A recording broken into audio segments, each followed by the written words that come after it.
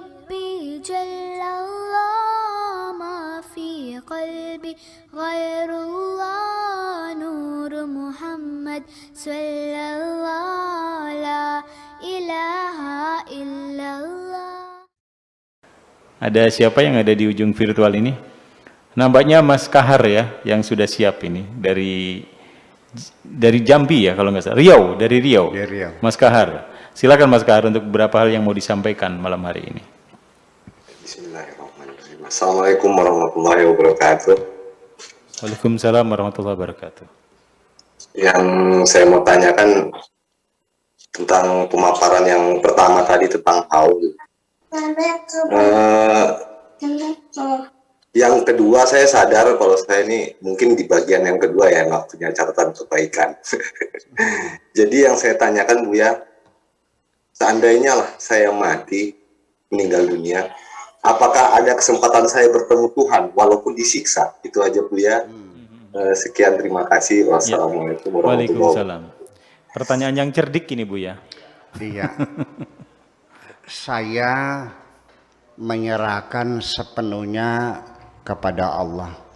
Karena hanya Dia yang memegang hak prerogatif. Dan tidak bisa dipertanyakan. Absolut. Hak prerogatif Allah itu sangat absolut. Dikatakan dalam Al-Quran, innaka tu'adzibu man tasha. Engkau bisa menyiksa siapapun yang kau kehendaki. Enggak ada urusan.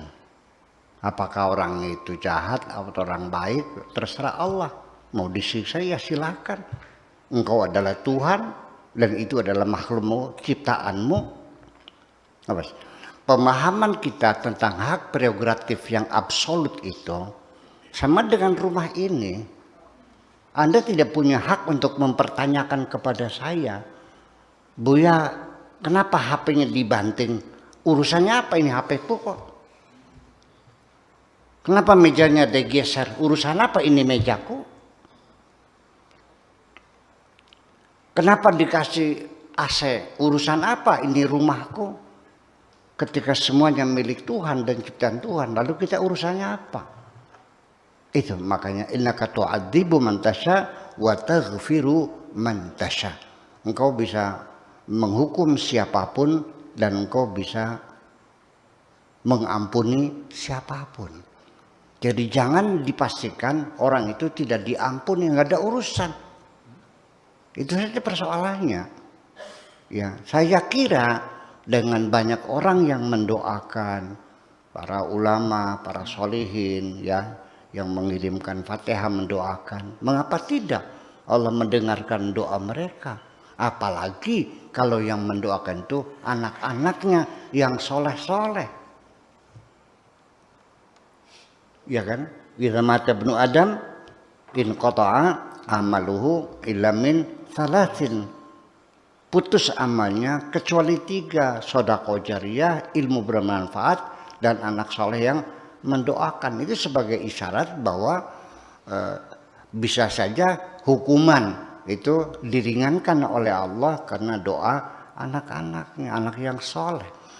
Sebagian hartamu mungkin engkau dulu tidak berbuat baik, tapi setelah engkau meninggal, harta yang mereka dapatkan dari warisan itu mereka sedekahkan, mereka wakafkan, mereka hadiahkan untuk bagi dia meninggal atas kebaikan anak-anakmu itu, maka hukumanmu diberi keringanan oleh Allah atau sama sekali dihapuskan, tidak ada persoalan.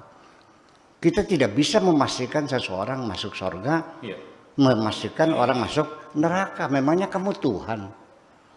Nah, artinya bahwa masalah rahmat Allah ini ya akan diberikan kepada siapa? Ya terserah Tuhan.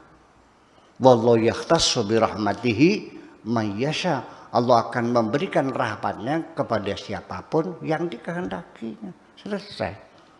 Jadi yang penting kita tidak usah mempertanyakan nanti saya masuk surga atau neraka. Ya daripada Anda cemas ya, kecemasan yang berlebih-lebihan, ya cobalah berbuat kebaikan sekecil apapun. Ya, ittaqullah mastata'tum. Bertakwalah kepada Allah sesuai dengan kemampuanmu. Umpamanya bersedekah.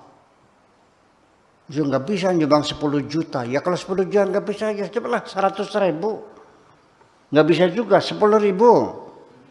Nggak bisa 1.000, ya silakan adanya berapa. Jangan kau kira 1.000 itu tidak ada artinya. Allah akan membayar kebaikan kita bukan berdasarkan kuantitasnya, tapi kepada kualitas kita. Kalau engkau punya uang 5.000 dan sodako 1.000, Anda hebat. Berarti berapa? 20% ya? 20%. Daripada orang kaya uangnya ratusan miliar, dia sodako 100 juta. Berapa persennya? 0,01. Jadi siapa yang dermawan? Orang yang miskin itu. Nggak bisa dengan uang, ya dengan tenaga. Ikut bantu, pasang bata, pasang adukan, ikut bangun. Tanpa dibayar seharian, sodakoh tenaga. Bisa nggak? Nggak bisa tenaga. Ya dengan mulutmu. Karena kau bisa baca sholawat yang enak suaranya, buka seser di pinggir jalan, minta sodakoh di pinggir jalan, karena suaranya enak, akhirnya dapat duit juga. Tapi suaranya nggak bagus. Ya dengan doanya lah. Cobalah bangun tengah malam, kau doakan mudah-mudahan masjid yang sedang dibangun cepat jadi.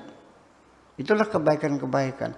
Sampai ketika engkau berniat berbuat baik, ternyata tidak sampai terlaksana, sudah dicatat satu kebaikan.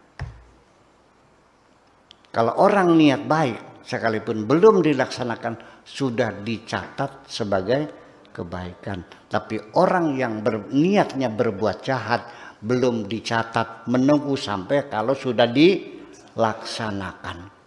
Itu satu. Jadi dalam berbisnis dengan Tuhan, Tuhan menjamin kamu pasti untung. Dengan niat saja sudah dicatat dengan kebaikan. Tapi kalau niat kamu jahat tidak ditulis kalau belum dilaksanakan. Kalau kamu berbuat baik 1, dibayarnya 10 kali lipat. Bi asyri amsalihah. Bahkan sampai 700 kali lipat satu kebaikan.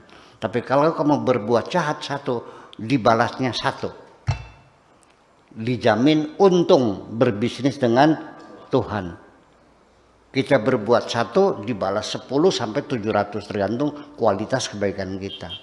Tapi kalau kita berbuat jahat 5, dibayarnya 5. Kalau kita berbuat baik 5, dibayarnya 50 atau sampai dikalikan 700 berapa tuh? Ya. Itu sumbulatin mi'atu habba fi kulli sumbulatin mi'atlah. Sabat sanabil 4 tangkai padi. Dan setiap tangkai itu 100 biji, 700 kali lipat. Nah, itu artinya bahwa diberi kesempatan engkau untung. Tapi kenapa engkau selalu rugi? Kenapa? Innal insana lafi khusrin. Manusia selalu rugi berbisnis dengan Tuhan. Nah itulah saya kira nggak usah menanyakan nanti dosaku bagaimana. Selagi engkau masih hidup, engkau bisa menghitung dosa-dosamu, bisa menghitung kebaikan-kebaikan. Aku percaya engkau masih punya daya ingat. Berapa kali engkau mencuri, berapa kali engkau menolong orang, berapa kali engkau ngasih makan anak-anak yatim. Bisa kau hitung sendiri, ambil 2 kertas, yang 1 kebaikan, yang 1 keburukan. Dicatat semuanya tiap hari supaya kita selalu ingat. Terima kasih. Mas Kahar, terima kasih di Riau sudah dijelaskan oleh Buya bagaimana peluang kita meskipun kita pendosa untuk nanti bisa ketemu dengan Tuhan. Itu adalah hak prerogatif dari Tuhan.